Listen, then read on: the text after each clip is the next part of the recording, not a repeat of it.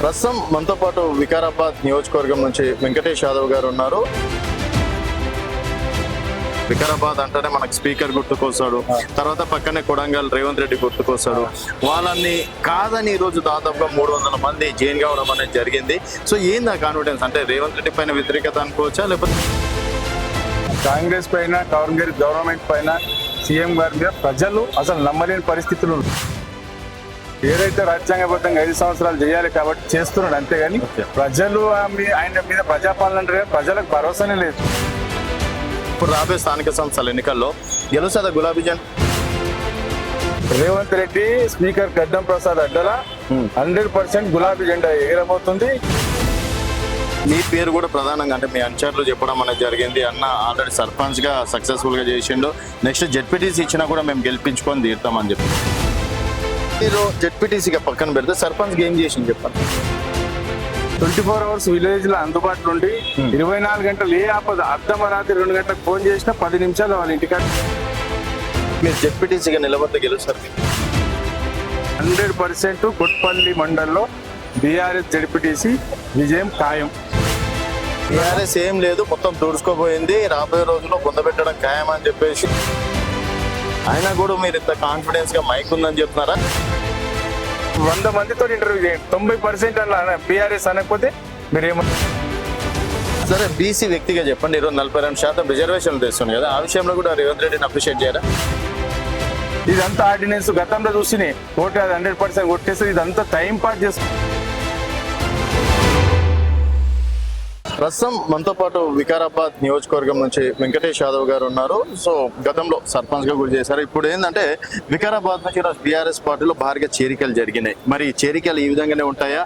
And Revanth Reddy కంచుకోటలో గులాబీ జెండా ఎంతవరకు ఎగురుతుంది అనేది తెలుసుకుందాం. నమస్తే వెంకటేష్. సో వెంకటేష్ అన్న, ఎట్లా ఉందన్న ఇప్పుడు వికారాబాద్ అంటేనే మనకు స్పీకర్ గుర్తుకొస్తాడు, తర్వాత పక్కనే కొడంగల్ రేవంత్ రెడ్డి గుర్తుకొస్తాడు. వాళ్ళని కాదని ఈ రోజు దాదాపుగా 300 మంది జైన్ కావడం అనేది జరిగింది. సో ఏంది ఆ కాన్ఫిడెన్స్? అంటే రేవంత్ రెడ్డి పైన వ్యతిరేకత అనుకోవచ్చా, లేకపోతే బీఆర్ఎస్ కేసీఆర్ పైన ప్రేమ అనుకోవాలి? వాస్తవానికి చెప్పాలి, రెండు కాంగ్రెస్ పైన గవర్నమెంట్ పైన సీఎం గారి మీద ప్రజలు అసలు నమ్మలేని పరిస్థితులు. ఎందుకంటే అన్ని అబద్ధాలు, దేవుళ్ళ మీద ఓట్లేసి మరీ జనాలకు నచ్చజెప్పి ఓట్లు వేయించుకున్నాడు. ప్రజలు ఆ రోజే ఆయన విస్మరించేసారు. ఎందుకంటే ఏదైతే రాజ్యాంగబద్ధంగా 5 సంవత్సరాలు చేయాలి కాబట్టి చేస్తున్నాడు, అంతేగాని ప్రజలు ఆయన మీద ప్రజాపాలన అంటే ప్రజలకు భరోసానే లేదు. ఇప్పుడు రైతు భరోసా అని ఇస్తున్నారు, అది ఇచ్చిన ఎలక్షన్ టైంలో ఇప్పుడు స్థానిక సంస్థలు ఆయన రిలీజ్ చేసింది. కానీ ఈయన అనుకుంటు రైతు భరోసా చేసినందుకు ఓట్లు వేస్తారు అనుకుంటారు, ప్రజలకు ఏ భరోసా చేసినా కాంగ్రెస్ గవర్నమెంట్ మీద భరోసానే లేదు. ఓకే, సరే, ఇంకో 3 సంవత్సరాలు ముచ్చట పక్కన పెడితే ఇప్పుడు రాబోయే స్థానిక సంస్థల ఎన్నికల్లో గెలుస్తుందా గులాబీ జెండా? 100% 100% పాలు. ఎందుకంటే గ్రామాలలో ప్రజలు ఫిక్స్ అయిపోయి ఉన్నారు. ఎందుకంటే చూద్దాంలే ఒకసారి 10 సంవత్సరాలు తెలంగాణ రాష్ట్రం తెచ్చిన తర్వాత ఇంకేమో కొత్త చేస్తారని వీళ్ళు చెప్పిన జూట మాటలను నమ్మి ప్రజలు మోసపోయారు తప్ప ప్రజల గుండెల్లో స్థిరస్థాయిగా కేసీఆర్ ఉన్నాడు. ఇంకోటి ఏంటంటే వాస్తవానికి చెప్పాలంటే ఇప్పుడు ఏదైతే ఈయన రైతు బంధు రైతు భరోసా అని కొన్ని డబ్బులు రిలీజ్ చేసి ఆ డబ్బులు వాడన్నారు కేసీఆర్ డబ్బులే అంటున్నారు. కానీ రేవంత్ రెడ్డి చేసిన రైతు భరోసాని ఎవరికి నమ్ముతారు. ఎందుకంటే భరోసా పోయింది ప్రభుత్వం. కళ్యాణ లక్ష్మి ఏదైతున్నారు వీళ్ళు ప్రతిదీ పేరు చేంజ్ చేస్తారు, అంతే. తెలుగు తల్లి విగ్రహం కాడికి ప్రతిదీ పేరు చేంజ్ చేస్తారు, కానీ ప్రజలకు ఆయన మీద భరోసా లేదు, ఆ గవర్నమెంట్ మీద భరోసా లేదు. 100% పాలు రేవంత్ రెడ్డి స్పీకర్ గడ్డం ప్రసాద్ అడ్డల 100% గులాబీ జెండా ఎగరబోతుంది. యువ నాయకులు మొత్తం గులాబీ జెండాతో పాటు పెద్దలు ఇటు అందరు ఇటు గులాబీ పార్టీలో ఉన్నారు. సరే అన్న, యువ నాయకులు అన్నారు కాబట్టి మీ పేరు కూడా ప్రధానంగా అంటే మీ అనుచరులు చెప్పడం అనేది జరిగింది. అన్న ఆల్రెడీ సర్పంచ్ గా సక్సెస్ఫుల్ గా చేసిండు, నెక్స్ట్ జెడ్పీటీసీ ఇచ్చినా కూడా మేము గెలిపించుకొని తీరుతామని చెప్పేసి. ఎందుకు మిమ్మల్ని ఆ జిల్లా ప్రజలు కావచ్చు, తర్వాత మీ అభిమానులు కావచ్చు, ఎందుకు అంత కాన్ఫిడెన్స్ గా నమ్ముతున్నారు? అయితే వాళ్ళు యువ నాయకత్వం, కొత్త నాయకత్వాన్ని కోరుతారు ప్రజలు. వాస్తవానికి ఏంటంటే ఇప్పుడున్న యూత్ గిట్ ఏంటంటే యువకులు వస్తే బాగా కష్టపడి పనిచేస్తారు.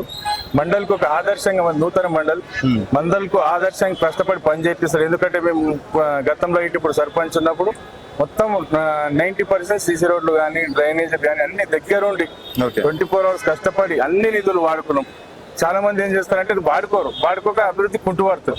అవకాశం ఉన్నప్పుడు దాన్ని వాడుకొని అభివృద్ధి చేయగలిగాం కాబట్టి అందరికీ కొత్తపల్లి మండలంలో యువ నాయకులు. మీరు జెడ్పీటీసీగా పక్కన పెడితే సర్పంచ్ ఏం చేసింది చెప్పండి ప్రజలకు? సర్పంచ్ గా 24 అవర్స్ విలేజ్ లో అందుబాటులో ఉండి 24 గంటలు ఏ ఆపద అర్ధమరాత్రి 2 గంటలకు ఫోన్ చేసినా 10 నిమిషాలు వాళ్ళ ఇంటికాడ ఉంటుంది ఇప్పటికి కూడా. సో సర్పంచ్ అయిన తర్వాత ఇంకోటి అవుతున్నాను ఏం లేదు, అది ఎటువంటిది లేదు. ఎప్పటికైనా ఒట్టి బీఆర్ఎస్ కార్యకర్తగా ఉన్నా నాకు సంతోషం. కాకపోతే ప్రజలకు ఎట్లున్నా వాళ్ళకు పని చేయాలి మనం. అన్న ఎందుకు అంటే ఇప్పుడు యువకులు రాజకీయాల్లోకి వచ్చి అది చేస్తాం అని చెప్పేసి అది సోది మాటలా, లేకపోతే రాజకీయాల్లో రేపు వస్తే డబ్బులు సంపాదించుకున్నామా, వెళ్ళిపోయినామా, లేకపోతే దేనికోసం వచ్చినట్టు? రేపు ఇప్పుడు మీరు ఎందుకు వస్తున్నట్టు అసలు? వాస్తవానికి యువకులకు ఒక కళలు ఉంటాయి, కొన్ని అభివృద్ధి పనులు చేయాలి, ఉత్సాహంగా ఉంటారు. ఎందుకంటే యువకులలో ఏంటంటే కొంచెం మార్పు అనేది తేవాలి ప్రజలలో. ఎందుకంటే యువకులకు ఏం కావాల్సింది ఏంటంటే డబ్బు మీద కాదు ఇంపార్టెంట్, వాళ్ళ పేరు ఈ చిన్న ఏజ్ లో ఒకసారి పేరు సంపాదించుకుంటే జీవితాంతం ఉంటుంది. కాబట్టి కష్టపడి పనిచేసి ఆ పేరు కోసం తపన పడి యువకులు ఎవరైనా సరే కష్టపడి ముందుంటారు. దాంట్లో ముఖ్యంగా బీఆర్ఎస్ పార్టీలో ఎందుకుంటారు యువకులు అంటే, యువ నాయకుడు వర్కింగ్ ప్రెసిడెంట్ కేటీఆర్ గారు ఉన్నారు. యువకులకు మస్తు ముందు ప్రాధాన్యత ఇస్తారు. మా తమ్ముడు చిన్న యువకులు వీళ్ళంతా మా విలేజ్ 24 గంటలు ఒకవేళ ఎవరికైనా నాపదంటే అందరం దాదాపు 100-200 మంది యూత్ పిల్లలమే వెళ్ళి వాళ్ళ దగ్గర ఇంటికాడ ఉండి వాళ్ళకి ఏమైనా బాగోగులు జరిగిన అందరు అండగా ఉంటాం. ఆ నమ్మకంతో మండలి గిట ఈ రోజు యువతను కోరుకుంటారు. సరే, మీరు జెడ్పీటీసీగా నిలబడి గెలుస్తారు. 100% పాలు ప్రజల ఆశీర్వాదం, 100 మా ప్రభుత్వం, ఈ రెండు సపోర్ట్ ఉంటే 100% పాలు భారీ మెజార్టీతో గెలుస్తామని ఆలోచన పక్క నమ్మకం ఉంది. 100% కొట్పల్లి మండల్లో బీఆర్ఎస్ జెడ్పీటీసీ విజయం ఖాయం. మరోసారి ఆలోచించుకోండి. 100% రేవంత్ రెడ్డి, ఇక్కడ గడ్డం ప్రసాద్ గారు, ఇద్దరి రేవంత్ రెడ్డి ఇలాకల్ని కొట్పల్లి మండలంలో ఇటు మాకు 2 కాన్స్టిట్యున్సీలు, ఒక 12 గ్రామ పంచాయతీలు వికారాబాద్ కాన్స్టిట్యున్సీకి, ఒక 6 గ్రామ పంచాయతీలు తాండూరు కాన్స్టిట్యున్సీకి వస్తాయి. ఇక్కడ ఎక్స్ఎమ్మెల్యే రోహిత్ రెడ్డి గారు కానీ, ఇటు మా జిల్లా అధ్యక్షుడు మాజీ శాసనసభ్యుడు ఆనంద్ గారు కానీ ఇద్దరి సపోర్ట్ తోటి 100% కొట్పల్లి మండలం ఏం లేదు, మొత్తం తుడుచుకోబోయింది. రాబోయే రోజుల్లో పొందబెట్టడం ఖాయం అని చెప్పేసి అటు బీజేపీ కావచ్చు, కాంగ్రెస్ చెప్తున్నటువంటి మాటలు. అయినా కూడా మీరు ఇంత కాన్ఫిడెన్స్ గా మైక్ ఉందని చెప్తున్నారా, లేకపోతే ఇంకెవరన్నా ఉన్నారనుకోవచ్చా? ఈ రోజు మొత్తం బీఆర్ఎస్ కార్యకర్తలు కానీ ప్రజలు కానీ బీఆర్ఎస్ ఎంత 100% ఉన్నారు. కొంతమంది లీడర్ అటు ఇటు చంపేటోళ్ళు అటు ఇటు అయ్యారు, మళ్ళీ పోయిన వాళ్ళు పరిశాన్లు ఉన్నారు.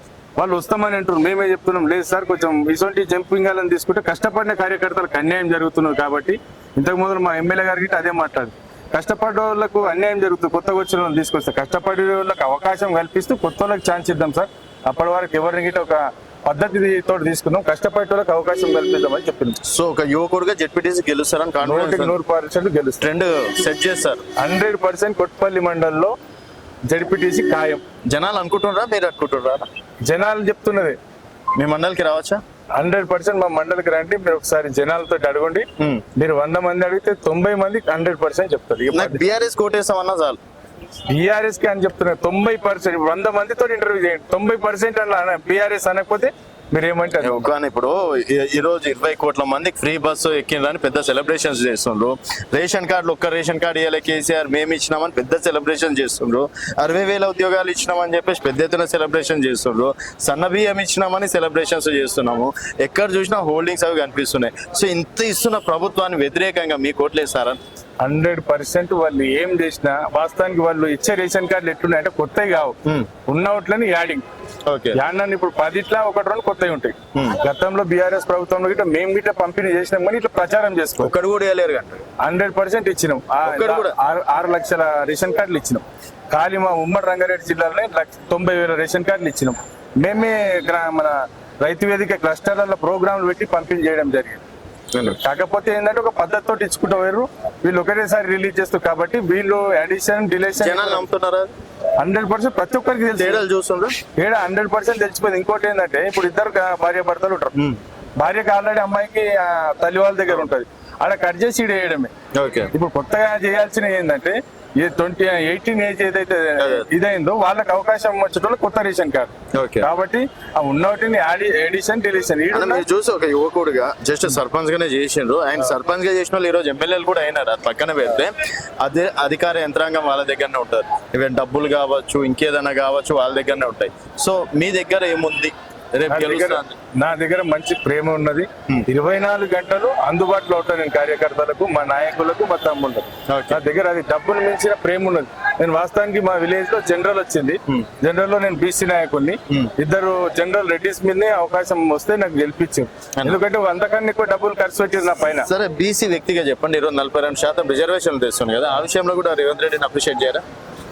ఇంకా సంతోషం, 42% తెస్తున్నాడు సంతోషం. కానీ ఆయన ఆర్డినెన్స్ అది దాని ఉత్తర మాటలు చెప్తుండు. ఎవరు నమ్మే పరిస్థితి లేదు బీసీ నాయకులు. ఎందుకంటే తెచ్చేది ఉంటే ఆయన ఏం చేయాలి? 9వ సదస్సులో సవరణ చేపించి ఆర్డినెన్స్ పెట్టి ప్రధానమంత్రి కార్యాలయం ముంగట్నో, ప్రధానమంత్రి గారి ఇల్లు కాడనో ధర్నా చేసి ఒత్తిడి తీసుకురావాలి. ఏదో నేను ఆర్డినెన్స్ తీస్తున్నా, నేను బీఫామ్ పరంగా 42% ఇస్తున్నావు, అది 42% బీఫామ్ పరంగా ఇస్తే నువ్వు జనరల్ నాయకుడు ఎట్లయినా పోటీ బీసీలు ఏం నమ్మట్లేదు దానికి. 100% నమ్మతలేదు. ఎందుకు నమ్మతలేదు అంటే ఇదంతా ఆర్డినెన్స్ గతంలో చూసినాయి. ఓటు అది 100% కొట్టేస్తే ఇదంతా టైం పాస్ చేస్తారు. ఎందుకంటే ప్రజలలో వాళ్ళు ఏదైతే సర్వే రిపోర్ట్ తీసుకుంటారో పేలున్నారు. ఆ పేలున్నదాన్ని దీన్ని కొద్దిగా జరుపుకుంటా ఏమైనా చేద్దామని ఆలోచన ఉన్నారు. కాబట్టి ఏం చేయరు, ఏం కాదు. అసలు కాంగ్రెస్ గవర్నమెంట్ మీద జనాలకు భరోసా లేదు. సో అని ఇంత కాన్ఫిడెన్స్ మాట్లాడుతున్నావు, రేపు నిజంగా వస్తా వచ్చి అప్పుడు 100% కొట్టుపల్లి జనాలు ఏమంటారో మీ ముందరనే వినిపించే ప్రయత్నం చేస్తా. 90% తక్కువ అంటే నన్ను అంతే అంతే. నాకే ఛాలెంజ్, నీకే ఛాలెంజ్. చెప్తున్నా 190 మంది 90 మందిలో ఒక్కరు తక్కువైనా ఇక నువ్వు ఏమంటారు. ఓకే అన్న, సో చూద్దాం. మీ ఛానల్ కూడా నేను యాక్సెప్ట్ చేసిన డెఫినెట్ గా మీ ఊరికి చెప్పకుండానే వస్తా. మళ్ళీ నేను చెప్పొచ్చినాను అనుకో, వాళ్ళని వీళ్ళని అరేంజ్ చెప్పకుండానే వచ్చేసి మీరు సడన్ పడ్డట్లయితే ఇంకా అదే బెస్ట్ అన్న. చెప్పకుండానే రండి. 100% నేను వేరే దగ్గర ఉంటే మీరే ఫస్ట్ సర్వే చేయాలి. తర్వాత మీరు గిల్ చెప్పిరండి, 90లో ఒక్కరు తక్కువ చెప్పినా ఓకే. ఓకే అన్న, సో ఇది స్పెషల్ ఇంటర్వ్యూ. మరి చూద్దాం, మరి అంటే కొడంగల్లో రేవంత్ ఇలాకాలో గులాబీ జెండా ఎగురుతుందా లేదా అనేది వేచి చూడాల్సిన విషయం. చూస్తూనే ఉండండి తెలంగాణ.